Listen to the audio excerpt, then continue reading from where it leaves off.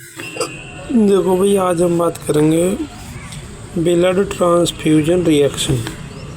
Topic number है ये 18। ठीक, DMLT सेकेंड ईयर का टॉपिक है। पेपर सेकंड में आ गई, पेपर सेकंड में भी आ गए, ब्लड बैंकिंग के अंदर आ गए टॉपिक। ठीक, ब्लड ट्रांसफ्यूजन रिएक्शन का तो पहले थोड़ा ही मतलब समझ लो क्या है, ऐसे ही मैं बता दूँ बिना पढ़े। जैसे मान लो तुम्हारे कोई मरीज़ है, वो अस्पताल में भर्ती है, ठीक है, उनमें मान लो खून की कमी हो गई, मान लो एक्सीडेंट हुआ है या जल गए हैं या किसी और वजह से एनीमिया है, तो अब मान लो डॉक्टर ने बोल दिया कि ब्लड लेके आओ, जाओ ब्लड बैंक से इनकी ब्लड लगेगा, तो अब तुम ब्लड लेके आओगे। ठीक, अब अपने मरीज़ का सैंपल भी लेकर जाओगे ब्लड बैंक में, वहाँ पर तुम्हारी जाँच होगी और जो ब्लड वो देंगे उसकी और तुम्हारे मरीज़ की दोनों की जाँच होगी। ठीक, अगर तो वो मान लो सही हुई तो दे देंगे तुम्हें। मान लो बाई चांस वो जाँच सही से नहीं हो पाई और तुम वहाँ से ब्लड ले आए और अपने मरीज़ को तुमने चढ़ाना शुरू कर दिया, तो अगर मान लो उस ब्लड में कोई गड़बड़ पाई गई तो उसी को बोलेंगे ब्लड ट्रांसफ्यूजन रिएक्शन। मतलब उसके बाद क्या क्या रिएक्शन दिखाई देंगी तुम्हारे मरीज़ के अंदर, वो है इसमें। ठीक, इंट्रोडक्शन है। Blood transfusion reaction range from mild to severe. मतलब ब्लड की जो ट्रांसफ्यूजन की जो रिएक्शन है वो कितनी रेंज में होंगी, फ्रॉम माइल्ड टू सीवियर। मतलब हो सकता है कि तुम्हारे मरीज में थोड़े बहुत लक्षण उसके दिखाई दें, या हो सकता है बहुत ज़्यादा बुरे लक्षण भी उसमें दिख जाएं, कभी कभी तो जान भी चली जाती है। And can include febrile. इनमें कौन कौन सी हो सकती हैं रिएक्शन?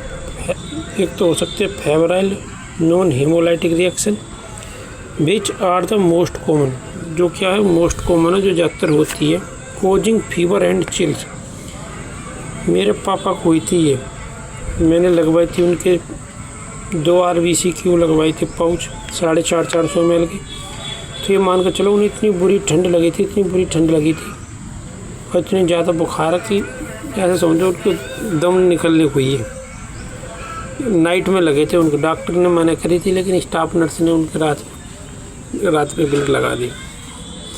तो अब जैसे मैं बता रहा ना कि वो ब्लड तुम लेके आओगे ब्लड बैंक से, तो ऐसे वो बेशक चाहे मैच हो रहा है तुम्हारे मरीज से, उसके बाद में भी जो कुछ ट्रांसफ्यूजन रिएक्शन दिखाई दे सकती है।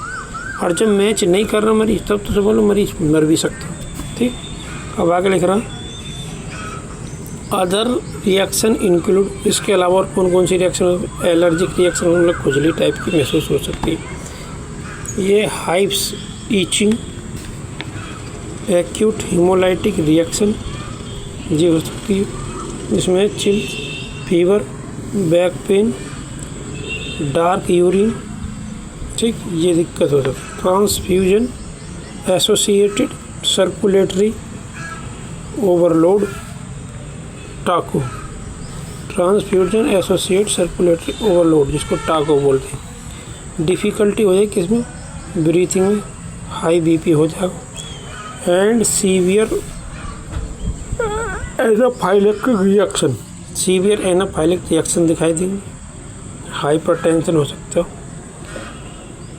स्ट्रिक्डोर, क्या है ये? स्ट्रिक्डोर शॉक, ये सब हो सकती है। दोबारा देख लो कौन कौन सी रिएक्शन हो जाएंगी। एलर्जिक रिएक्शन हो सकती है, जिसमें कौन सी है? हाइव्स और ईचिंग। और क्या है? एक्यूट हीमोलाइटिक रिएक्शन हो सकती है, जिसमें क्या क्या होगा? चिल्स, फीवर, बैक पेन होगा और डार्क यूरिन आ सकती है। ट्रांसफ्यूजन एसोसिएट सर्कुलेटरी ओवरलोड, टाको। टाको में क्या क्या होगा? डिफ़िकल्टी होगी सांस लेने, BP हाई होगा। एंड सीवियर एनाफाइलेक्टिक रिएक्शन होंगी, इसमें क्या होगा? हाइपोटेंशन हो जाएगी या स्ट्रिक्डोर शॉक हो जाएगा। ठीक, अब आगे चलते हैं कॉमन एंड माइल्ड रिएक्शन कौन कौन से। कॉमन तो वैसे वही है, फेब्राइल नॉन हीमोलाइटिक रिएक्शन, फिर भी देख लेते हैं थोड़ी डिटेल में। Febrile non haemolytic transfusion reaction, इसको शॉर्ट में FNHTR बोला। ठीक, द मोस्ट कॉमन टाइप, ये क्या है? मोस्ट कॉमन है, सबसे आम प्रकार है ये किसका? Blood transfusion reaction.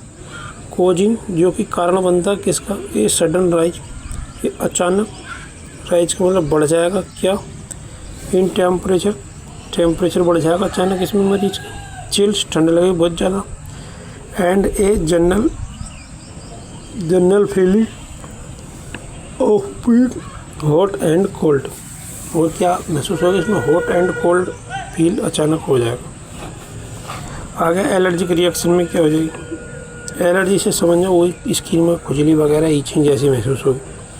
Occur due to sensitivity to plasma protein, किसकी वजह से होगी, सेंसिटिविटी टू प्लाज्मा प्रोटीन की वजह से क्या होगी, ये एलर्जिक रिएक्शन शुरू होगी। एंड कैन कोज हाइव्स, और कारण बन सकती है, एंड कैन कोज हाइव्स का, ईचिंग का एंड फ्लशिंग का।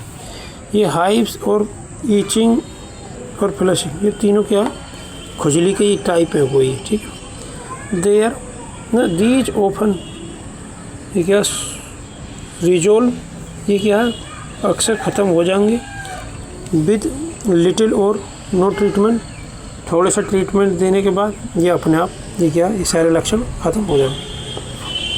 मोर सीरियस रिएक्शन कौन कौन सी, एक्यूट हेमोलाइटिक ट्रांसफ्यूजन रिएक्शन, वो तो थी FNSTR, ये AHTR, मतलब कि एक्यूट हेमोलाइटिक थी, वो फेब्राइल नॉन हेमोलाइटिक थी। इसमें ए रेयर, ये कहा रेयर है बट सीरियस, ये बहुत कम होती है लेकिन बहुत ज़्यादा खतरनाक।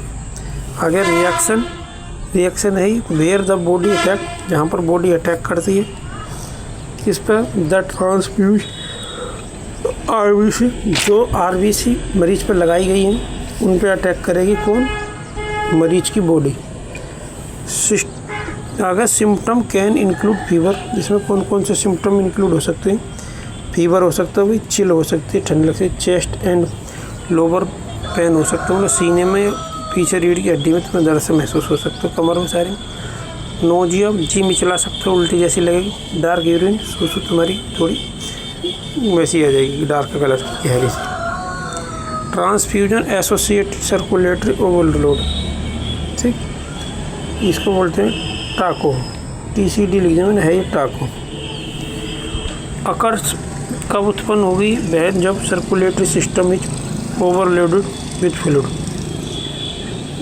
जब सर्कुलेटरी सिस्टम पे क्या है फ्लूइड की मात्रा ओवरलोड हो जाएगी तब ये ट्रांसफ्यूजन रिएक्शन शुरू होगी। Leading to sign of fluid overloaded and respiratory distress, it is more common in people with heart और किडनी कंडीशन, मतलब अगर कोई मरीज हार्ट या किडनी के हैं, शायद ही कह रहा उनमें ये कॉमन दिखाई देगी। अगर आपको हिंदी में समझाऊँ तो ऐसे समझ लो, जैसे मान लो किसी मरीज के अंदर 3 किलो ब्लड है, 3 लीटर ब्लड है, ठीक है, ये 4 लीटर मान के चलो, ये 3 मान लो, और उसके ऊपर मान लो पूरे होल ब्लड के 3-4 पाउच मरीज को लगा दिए, तो उसके अंदर जो फ्लूइड की मात्रा बढ़ जाएगी, मतलब ब्लड की मात्रा तो बढ़ेगी, लेकिन ब्लड के अंदर भी तो पानी है ना, तो उसके अंदर क्या पानी की मात्रा बढ़ जाएगी ब्लड के अंदर उसके, जो कि दिल पे उसके फिर क्या लोड पड़ेगा। खुद सोचिए जहाँ पे 3 लीटर खून को पंप कर रहा है हार्ट, और उसके अंदर हो जाए 5-6 लीटर, तो फिर उस पर लोड पड़ेगा नहीं पड़ेगा हार्ट पर, तो उसी को कहते रहे सर्कुलेटरी ओवरलोडेड कह रहा है, ठीक है ना, ये इसीलिए वो हेडिंग बनी है। एनाफाइलेटिक रिएक्शन में क्या है, सीवियर एलर्जिक रिएक्शन है कि दैट कैन कोज, जो कि कारण बन सकते हैं किसका, लाइफ थ्रेटनिंग का, जान जा सकती है, मतलब इसमें तुम्हारे सिम्टम्स लाइक डिफ़िकल्टी इस ब्रीथिंग, इसमें क्या हो जाएगा सिम्टम्स में डिफ़िकल्टी हो इसमें सांस लेने में, वीजिंग को मतलब शायद छींक होती है, स्ट्रीडोर क्या होता है ये मेरे को मतलब पता है, स्ट्रीडोर लो प्रेशर एंड शॉक, ये इसमें लक्षण होंगे। है ये भी एलर्जिक रिएक्शन ही, पर ये थोड़ी एनाफाइलेटिक रिएक्शन है, ये अलग टाइप की है, ठीक है। आगे सिम्पटम्स टू वॉच फॉर, इसमें कौन कौन से सिम्टम्स दिखाई देंगे जब ब्लड मरीज को लगेगा, ट्रांसफ्यूजन होगा। फीवर एंड चिल्स, हाइव्स और रीचिंग, बैक और chest pain, nausea and vomiting, difficulty breathing, shortness of breath, dyspnoea बोलते हैं इसको, और बीजिंग हो सकती है। फ्लशिंग ऑफ द स्किन में फ्लशिंग हो सकती है। डीजीनेस, चक्कर आ सकते हैं, और फेंटिंग हो सकती है। Change in blood pressure change हो सकता है, हाई और लो हो सकता है। डार्क और रेडिश कलर की यूरिन आ सकती है। स्वेलिंग ऑफ द फेस और थ्रोट, गले में, चेहरा पर सूजन आ सकती है। ये सारे वही लक्षण है जो पीछे पड़े, ठीक है। दूसरे तरीके से और दिखाऊं तो इंट्रोडक्शन में blood transfusion reaction occur when the immune system react, हमारा इम्यून सिस्टम रिएक्ट करता है तभी ब्लड ट्रांसफ्यूजन रिएक्शन दिखाई देती है। To transfusion use blood component, यह जब ब्लड के कोई कंपोनेंट्स हम ट्रांसफ्यूज करते हैं किसमें, मरीज की बॉडी में। टाइप एंड रिएक्शन, ये दूसरे तरीके से बता रहा हूँ मैं, एक तरीका तो होगा इस तरीके से लिखो तो इस तरीके से ले। टाइप एंड रिएक्शन देख लो। एक्यूट हीमोलाइटिक रिएक्शन, वही मैंने बताई थी AHT वाली, इसमें AHR बनेगी, उसमें AHTR थी। एक्यूट हीमोलाइटिक ट्रांसफ्यूजन रिएक्शन थी, इसमें ट्रांसफ्यूजन नहीं है पर बात वही है। कोज क्या है इसमें, ABO इनकम्पटिबिलिटी होगी। सिम्टम्स क्या होंगे, यही होंगे, चिल्स वगैरह। ट्रीटमेंट स्टॉप ट्रांसफ्यूजन, ब्लड को तुरंत रोक दो। सपोर्ट केयर करो।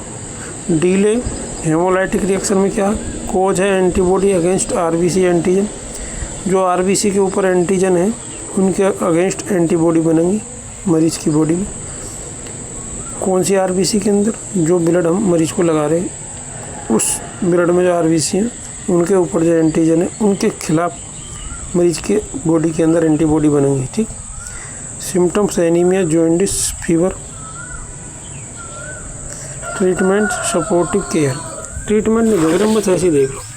Febrile non haemolytic transfusion reaction, allergic reaction, transfusion related acute lung injury, ये थोड़ी अलग है। Transfusion related acute lung injury. आगे है ट्रांसफ्यूजन एसोसिएटेड सर्कुलेटरी ओवरलोडेड, ये तो मैंने बताई थी पहले भी, ये इसमें थोड़ी एक्स्ट्रा हेडिंग है।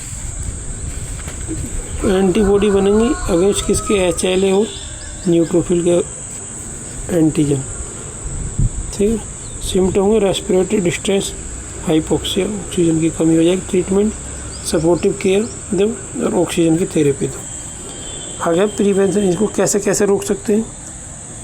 प्री ट्रांसफ्यूजन टेस्टिंग, कुछ ऐसे टेस्ट हैं ट्रांसफ्यूजन से पहले करने पड़ेंगे, जैसे कि वेरीफाई ब्लड टाइप, ब्लड का टाइप वेरीफाई करो। एंटीबॉडी स्क्रीनिंग करो। Blood component selection, select compatibility blood components, जो ब्लड के कंपोनेंट्स चढ़ाने उनकी हमें क्या कॉम्पेटिबिलिटी चेक करनी पड़ेगी, कॉम्पेटिबल है या नहीं। मॉनिटरिंग, मॉनिटर करो पेशेंट को ड्यूरिंग ट्रांसफ्यूजन के दौरान मरीज को देखते रहो, उसके पास में रहो। मैनेजमेंट कैसे करना, स्टॉप ट्रांसफ्यूजन, ज़्यादा दिक्कत हो रही है तो ब्लड को चढ़ाने से रोक दो वहीं, ठीक। इन्वेस्टिगेट करो, इन्वेस्टिगेट कॉज ऑफ रिएक्शन, जो रिएक्शन हो रही है उसका कारण मालूम करो। सपोर्टिव केयर, जो भी मरीज को दिक्कत हो रही है उनकी कोई दवाई गोली इंजेक्शन जो देना दो। रिपोर्टिंग, रिपोर्ट करो रिएक्शन टू ब्लड बैंक, जहाँ से ब्लड बैंक से ब्लड आया वहाँ पर बात करो, ठीक।